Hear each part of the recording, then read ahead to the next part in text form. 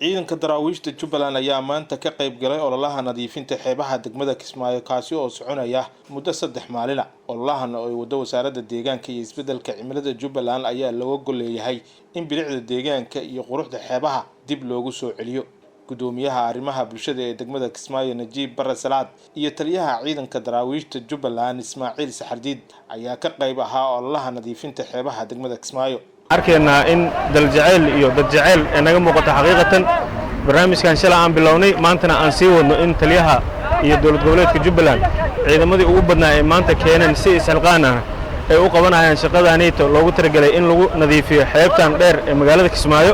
waa kaga mahadcelinayaa taliye, waxaynu tusaysaa ififaalo wanaagsan, waxaynu tusaysaa dawlad jacayl in ciidan intaa u badan ee maanta nagala shaqeynayaan nadiifinta xeebtan aan arkay. waa ku mahadsantiin, waan idinkaga mahadcelinayaa.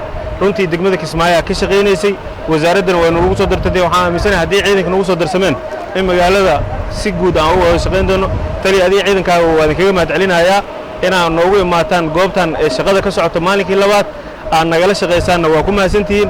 waxaan idinka rajaynaynaa intaasi in ka badan adinkoo hari habeen u taagan sugidda amniga oo dhibaato ah inay ayaga ay tunka u ritaan oo ka qayb qaataan waa waajibaadka guud inay ciidanka ma aha oo keliya dadka inay u fahmeen inay qori wataan oo cadow la dagaalamaan oo keliya ma aha. marka waxa weeye midaan waxay la mid tahay inay ciidanka la dagaalamayaan cudurkii ku soo socday ma aragtay cadowga deegaankeenna inay la dagaalamayaan oo qashinka ku abuuray oo dadkooda ka tambatay oo ka xoog batay maadaama xoogga ummadda ay yihiin dugsiga ummadda ay yihiin ma aragtay inay qaybtaas kaalintooda ugu xoog badan inay qaataan.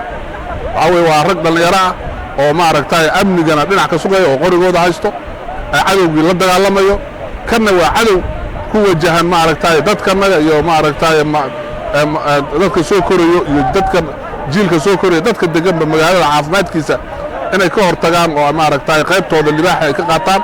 waa xayaabaha ciidanka shaqadiisa oo annaga shaqadanada ay tahay weeye.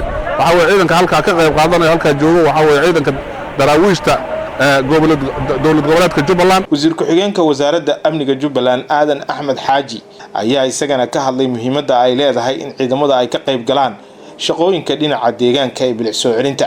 waxaan u mahadcelinayaa wasiirka environmentiga iyo taliyaha ciidanka daraawiishta maamulka degmada iyo dhammaan cid kasta oo maanta ka qayb qaadanaysa ololaha nadaafadda lagu ciribtirayo wasakhda iyo maxay ahayday oo lagu ilaalinayo badqabta xeebaheena iyo maxay ahayday bilicda dalka lagu soo celinayo. runtii wasaaradda environmentiga waan uga mahadcelinayaa. wasiirka dadaal badan buu waday, usbuuc dhan ayuu ololahan muddo socday, wuuna socon doonaa. insha Allah taala ciidamada amniga Jubbaland waxay qayb ka yihiin ilaalinta badqabka dadkooda. wasiirka wasaaradda deegaanka iyo isbeddelka cimilada Jubbaland Caydiid Salebaan Xaashi ayaa sheegay in ciidamada marka laga yimaado shaqooyinka dhinaca difaaca iyo amniga ee ay bulshada u hayaan in ay ka qayb gali karaan hawlaha kale ee muhiimka u ah dalka ee aan looga maarmin. kaambeynkii ololaha nadaafadda ee aan ka wadnay xeebaha degmada Kismaayo iyadoo loogu gobol xaadhayo maalinta deegaanka adduunka oo loo dabaaldego sanad walba bisha Juun 5teeda. sanadkan halku dhig buu leeyahay, slogan baa sanad walba loo sameeyaa. sanadkan sloganka loogu talagalay ee halku dhigiisa waxa weeye ka hortagga xaalufka iyo dib u dhiraynta deegaanka.